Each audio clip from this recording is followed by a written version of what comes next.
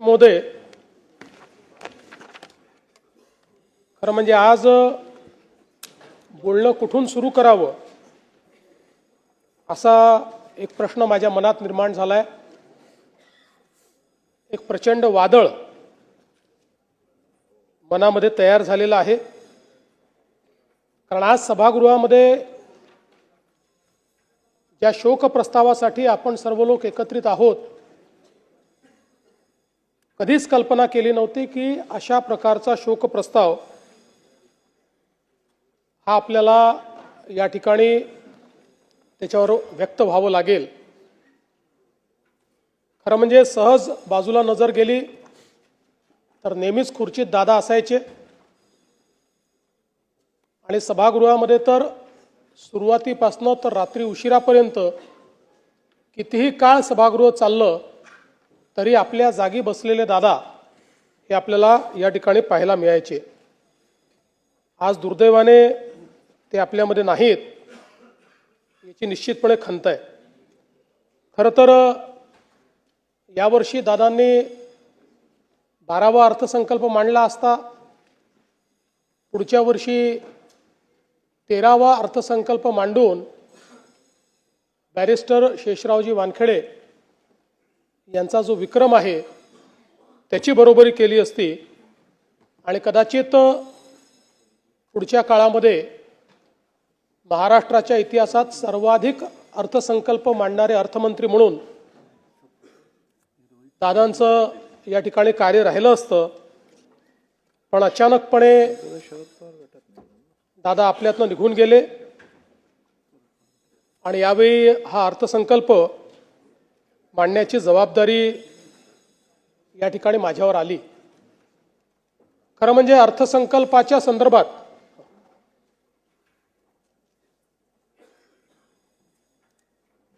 आपल्या सर्वांनाच कल्पना आहे की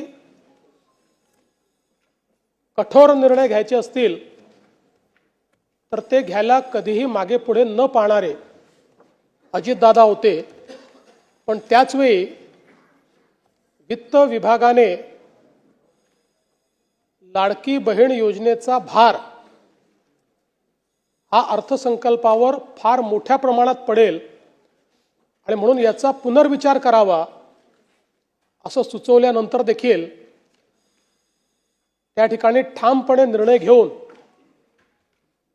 तो विषय मंत्रिमंडळापुढे आणण्याचं काम करणारे देखील अजितदादा होते। आणि आपल्या सगळ्यांना आठवतं की लाडकी बहीण योजनेनंतर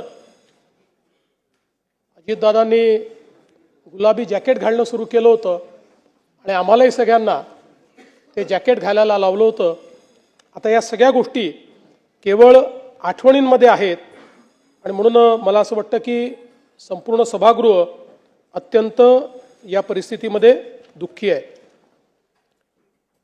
खरं तर अशा प्रकारचा प्रस्ताव मांडणं एक घटनात्मक जबाबदारी देखील आहे, पण मला असं वाटतं की माझ्याकरता एक अत्यंत भावनिक अशा प्रकारचा देखील हा प्रसंग आहे। महाकवी भास यांचं एक नाटक आहे स्वप्न वासवदत्त, आपल्याला माहिती आहे त्यातला एक संस्कृत श्लोक आहे, काष्ट गतो ही पावका काय दहती मित्र शोकस्तु हृदयमस्तीच दहती। याचा अर्थ असा आहे की लाकूड जळते तेव्हा तो अग्नी केवळ शरीर जाळतो, पण मित्रशोक हा हृदय आणि अस्थिलाही अर्थात आपल्या अंतस्थ आत्म्यालाही जाळतो। अजितदादांसारख्या एका सच्च्या मित्राचा सहप्रवासाचा असा मृत्यू होणं ही खरं म्हणजे केवळ राजकीय हानी नाही तर आपल्या सर्वांच्याच अंतःकरणाला प्रचंड वेदना देणारी अशा प्रकारची बाब आहे। आपण असं म्हणतो की काही गोष्टींवर काळ केवळ हे औषध असतं, पण तरी देखील कितीही काळ गेला तरी काही वेदना या मात्र कमी होत नाहीत। अशा प्रकारची निश्चितपणे एक वेदना असणार आहे।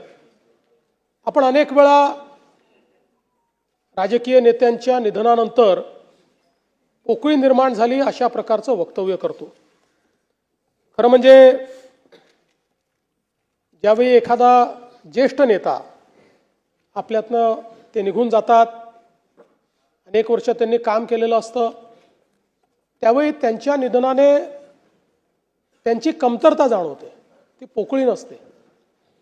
पण ज्यावेळी अजितदादांसारखा एक व्यक्ती जो राजकीय क्षेत्रामध्ये स्थिरावलेला आहे, ज्यांनी राजकीय क्षेत्राला वेगवेगळ्या पद्धतीनं पादांकरात केलं आहे, ज्यांनी राजकीय क्षेत्रामध्ये आपलं स्वतःचं अस्तित्व नेतृत्व निर्माण केलं आहे आणि ज्या व्यक्तीकडे समाज आणि संपूर्ण क्षेत्र भविष्याच्या दृष्टीनं पाहत आहे, असा व्यक्ती ज्यावेळेस निघून जातो त्यावेळी खऱ्या अर्थानं पोकळी निर्माण झाली हा जो शब्द आहे, त्या शब्दाची व्याख्या काय आहे ही आपल्याला लक्षात येते. कारण तो असा क्षण असतो की ज्यावेळी आपल्याला लगेच लक्षात येतं की आता अशा प्रकारचे अजितदादा दुसरे होऊ शकत नाही. त्यामुळे ही जी पोकळी आहे ही पोकळी भरून काढणं हे अत्यंत कठीण आहे. आणि म्हणून मला असं वाटतं की खऱ्या अर्थानं त्यांचं अकस्मात निधन हा आपल्या सर्वांकरता एक धक्का देखील त्या ठिकाणी आहेच.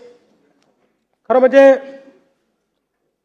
मंत्रिमंडळाच्या बैठकांमध्ये, जनतेमध्ये जात असताना, प्रसार माध्यमांमध्ये, जाहीर कार्यक्रमांमध्ये, अधिवेशन चालू झाल्यानंतर अजितदादांचं अस्तित्व हे सगळीकडे ठळकपणे जाणवायचं.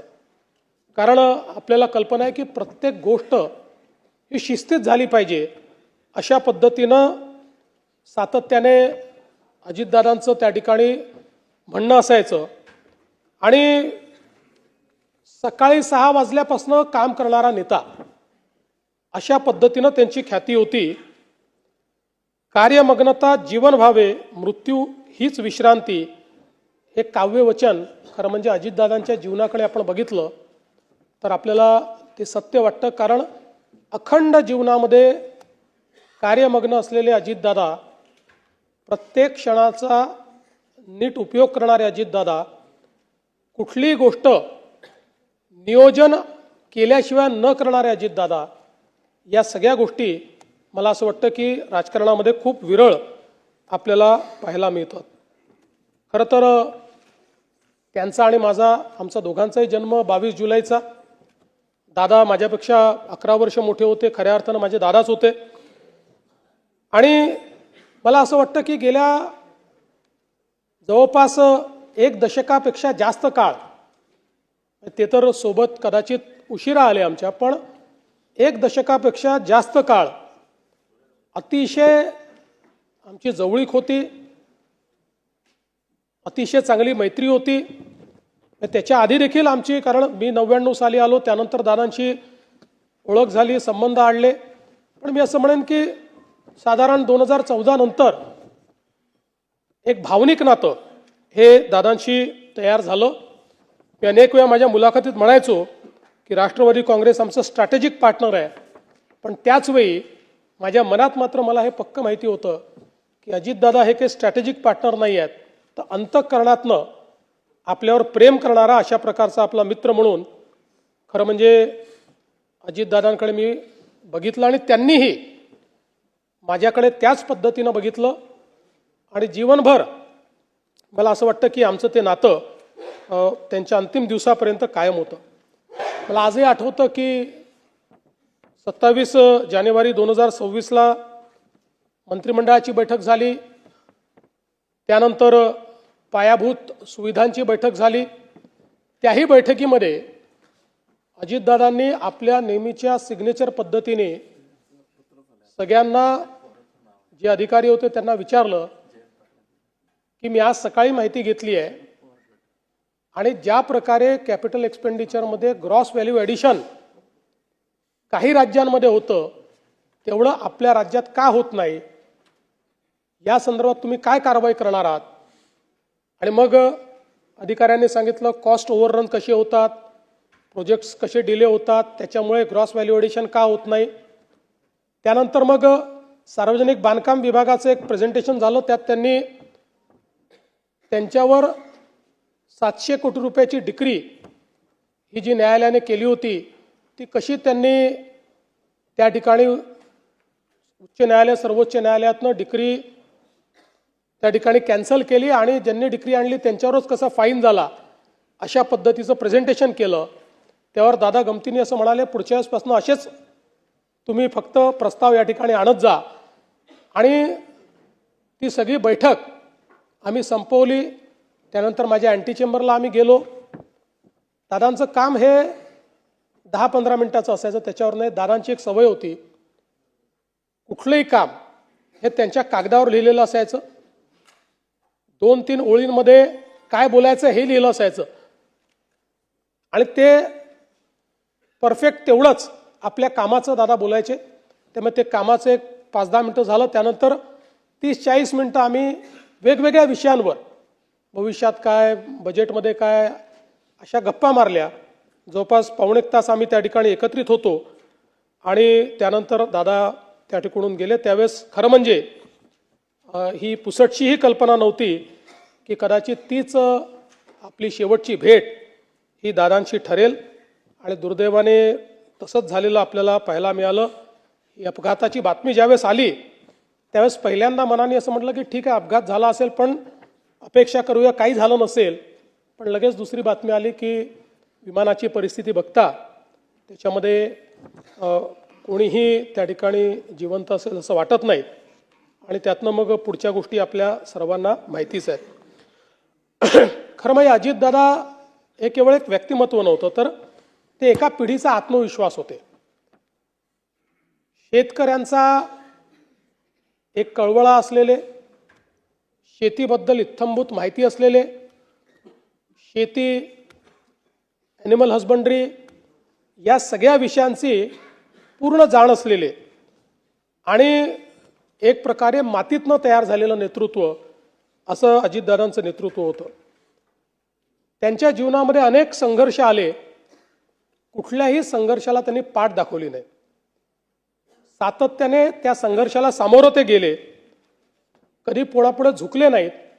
पण ज्यावेळी दादांना मनातनं असं वाटलं की काहीतरी चूक आहे किंवा समाजाला ते चूक वाटत आहे, त्यावेळी जाहीर माफी मागायला त्यांनी मागे पुढे पाहिलं नाही.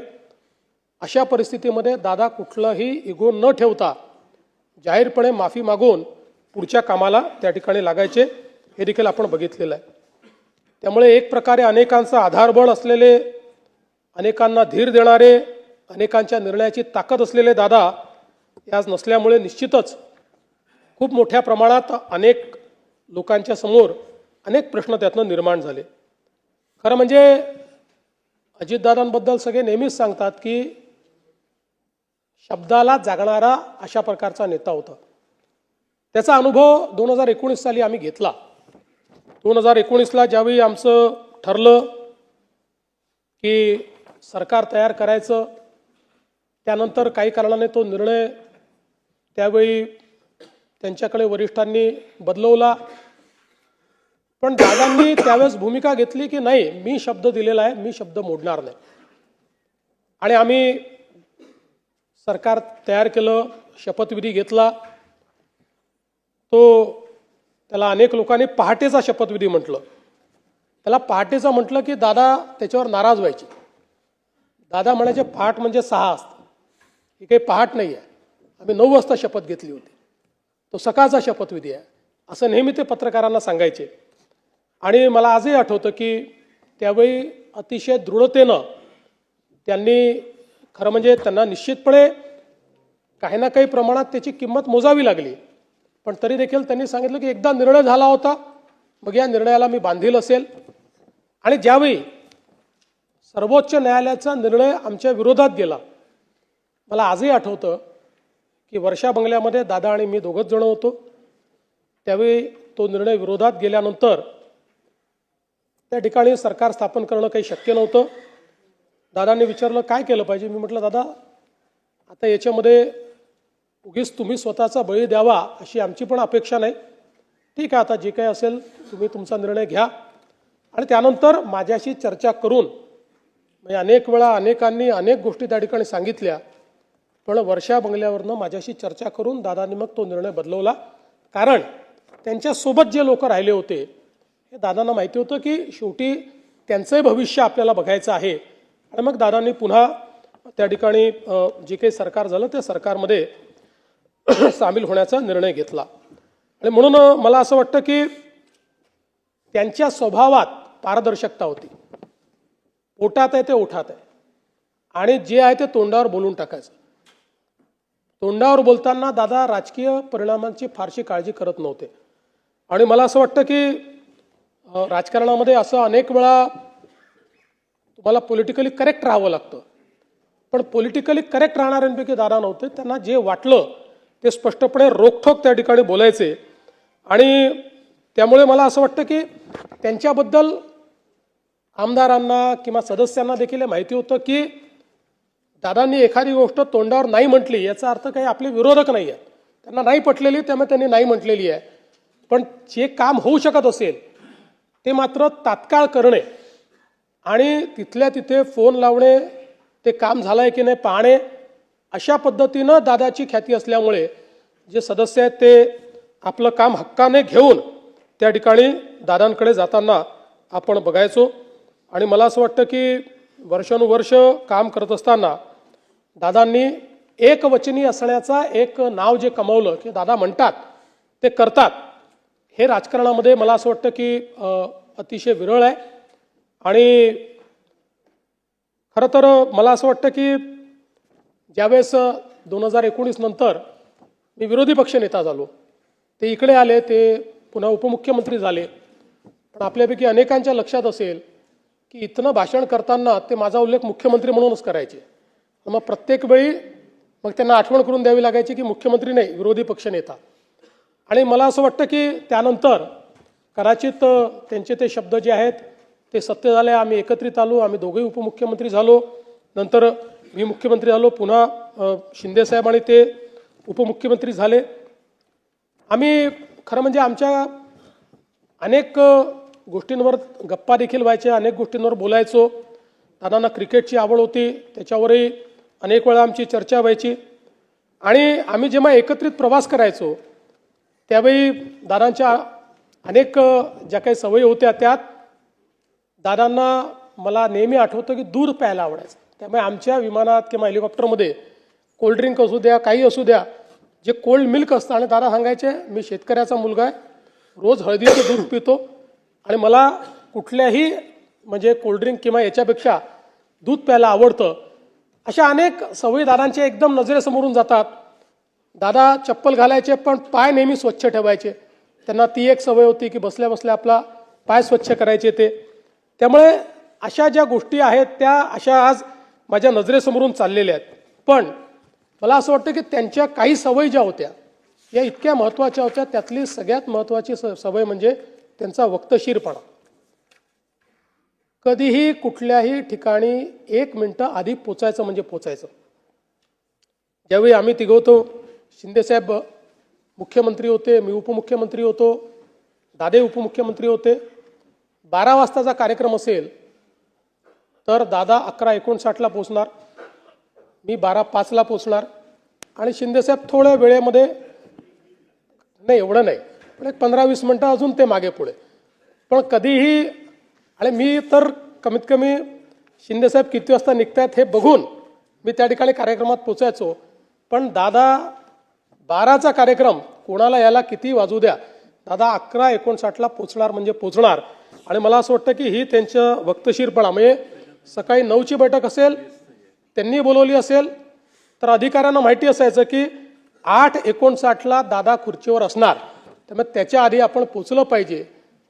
मंत्रालयामध्ये कुठल्याही अधिकाऱ्यांपेक्षा लवकर पोचणारे दादा होते. मला असं वाटतं की मंत्रालयाची सुरुवातच दादा करायची आणि सकाळी 9 वाजता मंत्रालयात आपल्या चेंबरमध्ये जाऊन दादा बसायचे. तिथे मिटिंगा घ्यायचे, त्यांचं कामकाज करायचे. आणि म्हणून कधीही कामकाज अडलेलं आहे, फाईल थांबलेली आहे, दादा उपलब्ध नाही म्हणून निर्णय होत नाही, असं कधी झालं नाही. एखादा निर्णय जर त्यांना पटला नाही तर मात्र त्या ठिकाणी ते स्पष्टपणे सांगायचे, फाईल थांबवायचे, चर्चा करायचे. पण आपलं जे काम आहे ते काम मात्र ते सातत्याने करायचे. आणि दुसरा त्यांचा स्वभाव होता की मंत्रिमंडळात किती विषय असले तरी प्रत्येक विषयाचा नीट अभ्यास करून दादा यायचे. प्रत्येक विषयाची एक नोट त्यांच्याकडे असायची आणि त्या विषयात जर काही किंतु परंतु असेल तर तो किंतु परंतु त्या ठिकाणी ते मांडायचेच. आणि अनेक वेळा अगदी साधे विषय जे असायचे की ज्याच्यावर चर्चेची गरज नाही, सचिव उभा राहिल्याबरोबर दादा म्हणायचे ठीक आहे मान्य आहे, आणि दादांनी मान्य आहे म्हटल्यानंतर तो विषय सगळ्यांना मान्यच असायचा. त्यामुळे मला असं वाटतं की ही देखील एक क्वालिटी त्यांची होती की नीट विषयाचा अभ्यास करून, आणि नुसता अभ्यास करून नाही तर त्या प्रत्येक मंत्रिमंडळातल्या विषयाची एक 4 ओळींची नोट ही नेहमी दादांजवळ असायची की जी ते मांडायचे, आणि त्यातनं त्यांचं एखाद्या विषयावरची जी पकड आहे ती पकड आपल्याला त्या ठिकाणी पाहायला मिळायची. खरं म्हणजे दादांच्या संदर्भात अनेक लोक अनेक गोष्टी सांगू शकतील. त्यांच्या वक्तशीरपणाबद्दल देखील अनेक या ठिकाणी आपल्याला गोष्टी सांगता येतील. पण हे सगळं होत असताना वरकरणी दादा अतिशय कडक अशा प्रकारचे वाटायचे. पण माझा अनुभव असा होता की पहिल्यांदा एखाद्याशी कडक बोलल्यानंतर मग त्याच्याशी ते प्रेमळ देखील बोलायचे. आतून ते अतिशय प्रेमळ होते. त्यात त्यांचा स्वभाव होता की पहिल्यांदा एखाद्याला जसा मिलिटरीचा अधिकारी एकदम स्ट्रेट करतो असा स्ट्रेट करायचे, आणि त्यानंतर मात्र त्या व्यक्तीला सांभाळून घ्यायचं आणि त्या व्यक्तीचं जे काही कार्य आहे ते कार्य करायचं. हे खरं म्हणजे दादांचं आपण काम पाहिलं. पण हा सगळा वक्तशीरपणा, हे सगळं घड्याळाच्या काट्याने चालणं, या सगळ्या गोष्टी जरी खऱ्या असल्या तरी पहिल्यांदाच दादांनी टायमिंग मात्र चुकवलं. आणि ते टायमिंग म्हणजे ज्यावेळेस राजकारणामध्ये खूप मोठी इनिंग दादा खेळतील हे आपल्या सगळ्यांना दिसत होतं. अशा परिस्थितीमध्ये त्याने पहिल्यांदा जीवनाचं टायमिंग चुकवलं आणि त्याची हळहळ ही आपल्या सर्वांना नेहमीच राहील. खरं तर दादा 6 वेळा उपमुख्यमंत्री झाले. सर्वाधिक वेळा उपमुख्यमंत्री होण्याचा मान त्यांना मिळाला. पण अनेक वेळा ते असं म्हणायचे की मी कधीतरी मुख्यमंत्री होईल पण मी उपमुख्यमंत्री मात्र नेहमी राहील. अशा पद्धतीनं अनेक वेळा गमतीने ते म्हणायचे. आज मी असं म्हणू शकतो Ajitdada Pawar was the best chief minister Maharashtra never had. एक जो चांगला मुख्यमंत्री महाराष्ट्राला मिळू शकला असता तो अजितदादांच्या रूपानं आता आपल्यामध्ये नाही. आणि मला विश्वास आहे की शेवटी कधीतरी त्यांचं स्वप्न देखील नियतीने पूर्ण केलं असतं. त्यांच्यात ती क्षमता निश्चितपणे होती. शेवटी राजकारणामध्ये वेगवेगळ्या प्रकारचे गणितं असतात, पण क्षमतेचा जर विचार केला तर मुख्यमंत्री पदाकरता पूर्णपणे क्षमता असलेलं नेतृत्व अजितदादांचं होतं.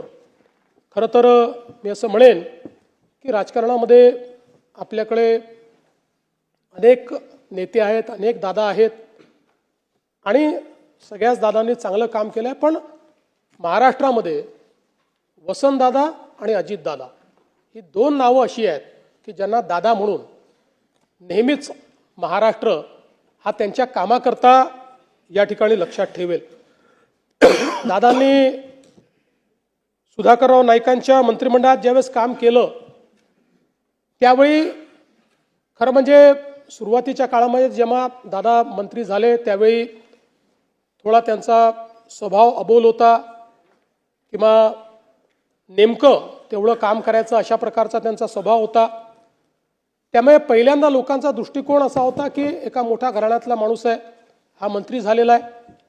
पण त्यानंतर ज्यावेळेस दादांनी काम करणं सुरू केलं आणि विशेषतः सुधाकररावांच्या मंत्रिमंडळामध्ये त्यांनी ज्यावेळेस काम सुरू केलं, खरं तर सुधाकरराव त्यानंतर त्यांच्या प्रत्येक वाक्यागणित अजितदादांचं नाव घ्यायचे आणि त्यातनं अजितदादांचा परिचय हा काम करणारा नेता म्हणून, काम करणारा मंत्री म्हणून या महाराष्ट्राला झाला. आणि मला असं वाटतं की त्यानंतर मात्र त्यांनी जी स्वतःची ओळख निर्माण केली, कारण आपल्याला माहिती आहे की ते पहिले लोकसभेवर गेले पण त्यानंतर पवारसाहेबांना तिकडे जायचं होतं त्यामुळे दादा विधानसभेवर आले आणि त्यानंतर मात्र 8 वेळा निर्विवादपणे प्रचंड मतांनी आणि वेगवेगळे रेकॉर्ड करत बारामती मतदारसंघातनं दादा हे सातत्याने विधानसभा जिंकतच राहिले. बारामतीचा अपराजित नेता म्हणून दादांकडे आपण पाहतो. जनतेचं जे प्रेम दादांना मिळालं ते निश्चितपणे मला असं वाटतं की कुठल्याही नेत्याकरता त्यापेक्षा मोठा दुसरा कुठलाही ठेवा हा असू शकत नाही. आपल्याला या ठिकाणी माहिती आहे की विकास प्रकल्पांच्या बाबतीत दादा नेहमी सकारात्मक असायचे.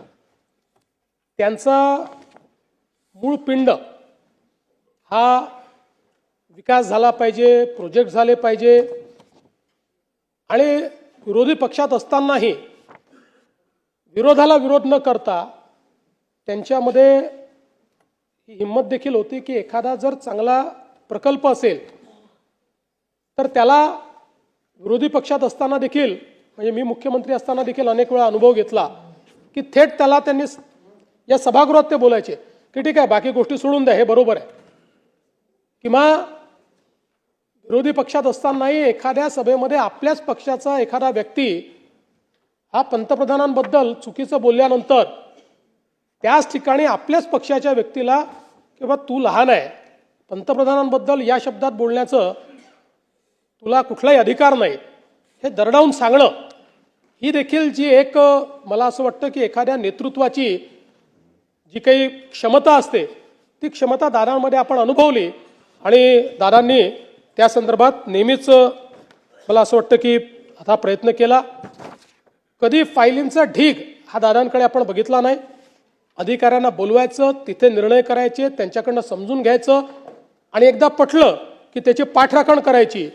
अशा पद्धतीनं ते सातत्याने काम करायचे. आज समाज माध्यमांमध्ये दादांचे अनेक व्हिडिओ आपण पाहतो. त्यांच्या म्हणजे तसा मूळ दादांचा स्वभाव हा जरी सिरियस वाटत असला तरी त्यांच्या भाषणांमध्ये मात्र खूप खुमासदारपणा असायचा. आज आपण अनेक त्यांची भाषणं जी काही समाज माध्यमात पाहतो, त्यांचे अनेक शॉर्ट्स पाहतो, अनेक त्यांचे पोस्ट पाहतो, लोकांनी केलेले अनेक त्यांचे जे व्हिडिओज आहेत ते पाहतो. त्यामुळे त्यांच्या भाषणामध्ये अगदी सरळ सोप्या भाषेमध्ये त्या ठिकाणी ते विनोद करायचे आणि त्यामुळे लोकांना ते आवडायचं. किंवा पत्रकार परिषदेमध्येही अनेक वेळा एका वाक्याचं एका शब्दाचं उत्तर असं देऊन पत्रकारांना एखाद्या गंभीर विषयांवर नाकारलेले उत्तर आणि त्या ठिकाणी उत्तरही दिलं नाही, त्यांना बोलायला संधी मिळाली नाही, अशा पद्धतीनं दादांचं आपल्याला त्या ठिकाणी काम पाहायला मिळायचं. आणि कुठल्याही सवय नसलेल्या दादांची एकच सवय होती ती म्हणजे काम. He was a workaholic person. कुठलंही काम दादांनी ज्या क्षेत्रात काम केलं त्या क्षेत्रामध्ये दादांनी उत्तम काम केलं. माननीय पवार साहेबांनी देखील लोक माझे सांगती या पुस्तकामध्ये दादांचं वर्णन करताना लिहिलं आहे, अजितच्या कामांचा झपाटा, सहकाऱ्यांना विश्वास देण्याची त्याची पद्धत आणि कितीही काम करण्याची त्याची तयारी यामुळे त्याच्या नेतृत्वाबद्दल विधिमंडळ सदस्यांच्या मनात सन्मानाचे स्थान आहे. अजितची ही स्वकष्ट अर्जित कमाई आहे असं पवार साहेबांनी देखील त्यांच्याबद्दल लिहिलेलं आहे. साहित्य क्षेत्रामध्ये मधु मंगेश कर्णिक यांनी सांगितलेला किस्सा आहे की ज्यावेळेस मालगुंडला केशवसुतांच्या स्मारकाकरता निधीची कमतरता होती तर त्यांना सांगितलं की तुम्ही अजितदादांकडे जा. तर त्यांच्या मनात शंका होती की दादांकडे गेल्यानंतर त्यांना या स्मारकाचं इतकं महत्त्व वाटेल का किंवा हे महत्त्वाचं असेल का. आणि त्यावेळेस ते दादांकडे गेले. दादांना सहकार चळवळीच्या संदर्भात, शिक्षणाच्या संदर्भात, उद्योगाच्या संदर्भात तर सगळ्या लोकांना माहितीच होतं की किती त्यांची आस्था आहे. पण साहित्य क्षेत्राच्या संदर्भात दादा फार प्रगट करत नव्हते. पण ज्यावेळेस ते त्या ठिकाणी गेले त्यावेळेस दादांनी त्यांना सांगितलं की केशवसुतांचं स्मारक हे झालंच पाहिजे. तात्काळ त्याकरता निधी दिला आणि स्वतः फोन करून मधु मंगेश कर्णिकांना सांगितलं की हा निधी मी दिलेला आहे, काम इमिजिएट झालं पाहिजे आणि कुठेही निधी कमी पडला तर तो निधी तुम्ही मला मागा, पण हे स्मारक महाराष्ट्राच्या अस्मितेचं स्मारक आहे, त्यामुळे हे स्मारक करण्याकरता तुम्हाला जी मदत लागेल ती मदत मी त्या ठिकाणी करणार आहे. दादांनी एक किस्सा सांगितला होता की ते म्हणाले मी असं ठरवलं होतं की आधी घर बांधायचं त्यानंतर लग्न करायचं. आणि 1980च्या दशकामध्ये सिमेंटची तीव्र टंचाई होती. आणि मग त्यांनी सांगितलं की काय करायचं. मग त्या काळामध्ये सिमेंटचं रेशनिंग होतं. मग माजी मंत्री अंकुशराव निंबाळकर साहेब यांच्याकडनं त्यांनी कसं सिमेंट मिळवलं, कसं घर बांधलं आणि त्यानंतर मात्र मग त्यांनी लग्न केलं. अशा अनेक त्यांच्या जीवनातले गोष्टी छोट्या छोट्या गोष्टी आहेत, पण त्यातनं ते कसे दृढ निश्चयी होते की एकदा जे ठरवलं ते करायचंच, अशा पद्धतीनं त्यांचं खरं म्हणजे कार्य होतं. मला आजही आठवतं की लोकसभेच्या निवडणुकीमध्ये ज्यावेळी आम्हाला कमी सीट्स मिळाल्या, महाविकास आघाडीला चांगला विजय त्या ठिकाणी मिळाला. त्यानंतर आम्ही तिन्ही पक्षाचे जे नेते होतो, मी असेल, शिंदेसाहेब असतील, अजितदादा असतील, यांनी गांभीर्याने दौरे चालू केले, जास्तीत जास्त लोकांपर्यंत कसं पोचता येईल. शिंदेसाहेब आणि मी तर दौरे करत होतो, पण मी असं म्हणेन की त्या काळामध्ये सर्वात जास्त फिरलेले अजितदादा होते. लोकसभेच्या निवडणुकीनंतर अजितदादांनी घर जे सोडलं ते रोज एकही दिवस असा नाही की ते कुठल्या जिल्ह्यात नाही, सातत्याने एकेका जिल्ह्यात जाऊन त्या ठिकाणी त्यांचे आमदार असतील, त्यांचे सदस्य असतील, कोणी माजी आमदार असतील, यांच्या सभा करायच्या, त्यांचे कार्यक्रम करायचे. त्यातनं त्यांनी पक्षाला एक कॉन्फिडन्स हे देण्याचं काम त्या ठिकाणी केलं. खरं म्हणजे दादांच्या जाण्याने संपूर्ण महाराष्ट्र तर हळहळला आहेच, पण निश्चितच त्यांच्या कुटुंबांना, सुनेत्रा बहिणींना जे काही दुःख झालं असेल ते आपण सगळे समजू शकतो. पण या बिकट परिस्थितीतही वहिनींनी अतिशय धीरोदत्तपणे या ठिकाणी त्यांचं कार्य पुढे नेण्याकरता कठोर निर्णय घेतला आणि अत्यंत संयमी आणि घरंदाज पद्धतीनं आज ज्या पद्धतीनं त्यांनी हे सगळं जे काही कार्य आहे ते हातामध्ये घेतलं आहे, ते कार्य त्या पेलतायत.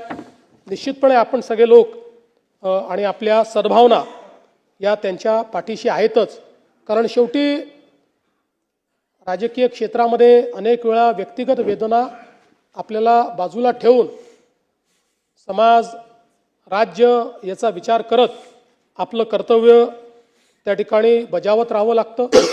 मला विश्वास आहे की वहिनी देखील ज्या प्रकारे दादांनी एक आपली वेगळी प्रतिमा तयार केली तशी आपली प्रतिमा तयार करतील आणि त्याच पद्धतीनं दृढतेनं या ठिकाणी काम करतील. खरं तर दादांचा जन्म हा आपल्याला माहिती आहे राहुरी तालुक्यातला होता आणि दादांचे जे मामा आहेत, कदम कुटुंब जे आहे, हे कट्टर राष्ट्रीय स्वयंसेवक संघाचं कुटुंब होतं. राष्ट्रीय स्वयंसेवक संघाचे पदाधिकारी देखील त्यांचे मामा होते, त्यांचं घर होतं.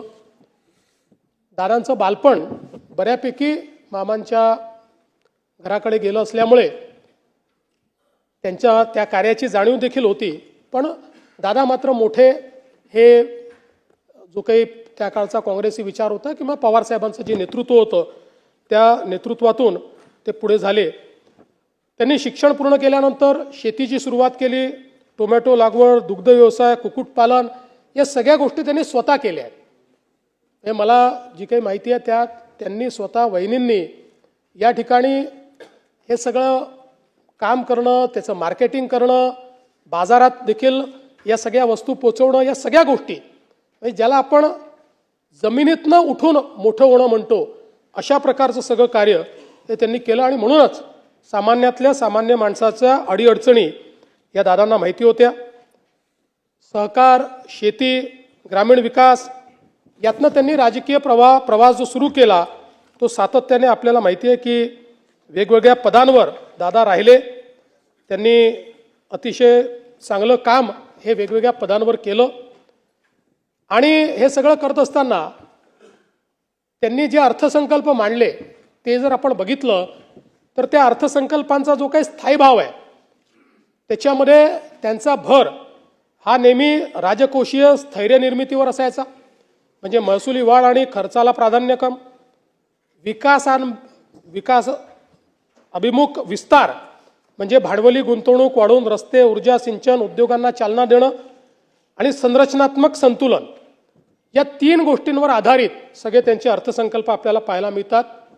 त्यामुळे खर्चावर नियंत्रण ठेवण्याचं काम ते नेहमी करायचे. मला आजही आठवतं की आम्ही मंत्रिमंडळाच्या बैठकीत जेव्हा बसायचो त्यावेळी शिंदेसाहेब बसायचे, त्यांच्या बाजूला मी बसायचो आणि मग दादा बसायचे. आणि तो काळ अतिशय घाईचा काळ होता.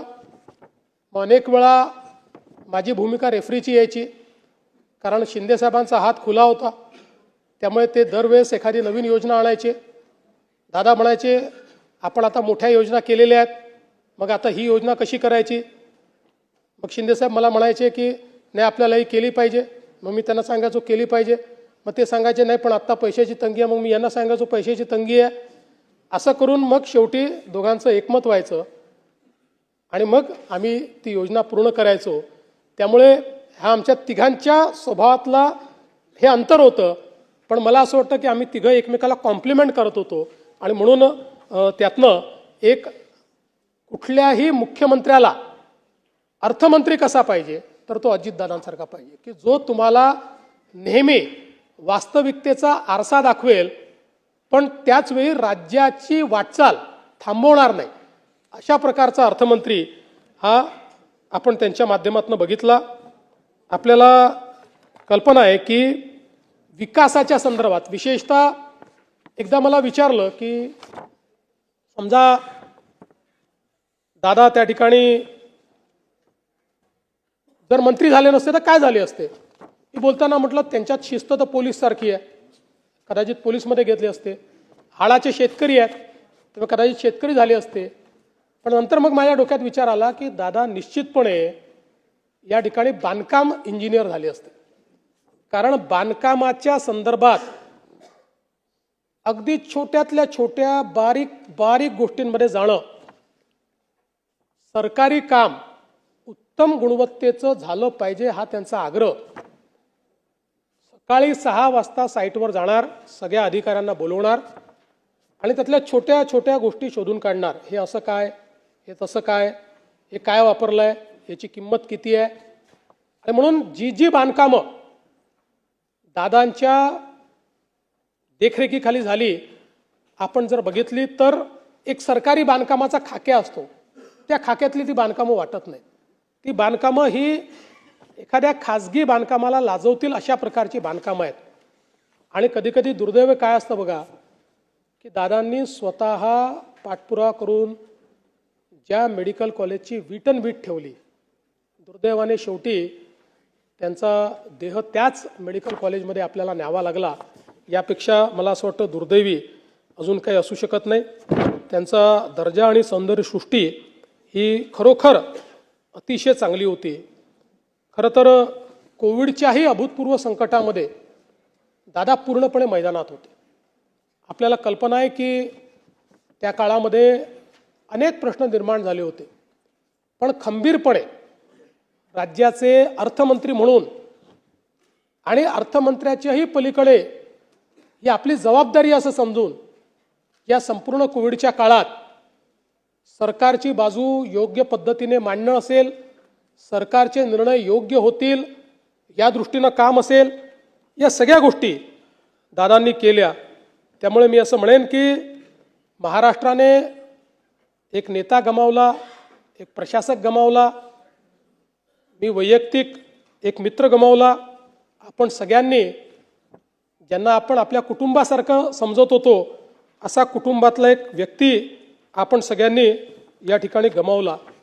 खरं तर साखर कारखानदारीच्या क्षेत्रात, सहकाराच्या क्षेत्रात त्यांनी केलेलं कार्य आपण सगळ्यांनी बघितलं आहे. शिक्षणाच्या क्षेत्रात त्यांनी केलेलं कार्य, सगळ्या संस्थांचं नाव, सगळ्या कारखान्यांचं नाव या ठिकाणी घेणार नाही, पण या प्रत्येक गोष्टीत दादांचा एक ठसा आपल्याला पाहायला मिळतो. त्याच्या प्रत्येक विकासामध्ये दादांच्या पाऊलखुणा आपल्याला पाहायला मिळतात. एक दादांचा टच आपल्याला पाहायला मिळतो, एक दादांचा ब्रँड आपल्याला पाहायला मिळतो. मला असं वाटतं की अशा पद्धतीनं हे कार्य करणं हे खरोखर राजकीय नेत्यांनी देखील यातनं शिकण्यासारखं आहे. खरं तर आज दादा आपल्यामध्ये नाहीत आणि निश्चितपणे आता आठवणींच्या व्यतिरिक्त आपल्याजवळ मला असं वाटतं की त्यांच्या स्मृतीच राहणार आहेत. पण अशा या सगळ्या जो काही विचारांचं काहूर आहे, वेगवेगळ्या आठवणी आहेत, यावर जर आपण बोलत राहिलो तर कदाचित आपल्यापैकी प्रत्येक जण दिवसभर बोलू शकेल.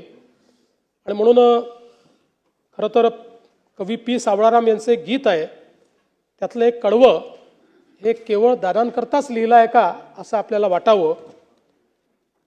जनसेवेचे बांधून कंकण, त्रिभुवन सारे घेईन जिंकून, अपूर्व आपुले दृढ सिंहासन, नित भिजतो मानवतेला, जो आवडतो सर्वांना तोची आवडे देवाला. मला असं वाटतं की हे कदाचित दादांकरताच लिहिलं आहे असं आपल्या सर्वांना जाणवावं. मी दादांच्या पावन स्मृतींना या ठिकाणी विनम्र अभिवादन करतो. त्यांच्या आत्म्यास चिरशांती लाभो अशी प्रार्थना करतो.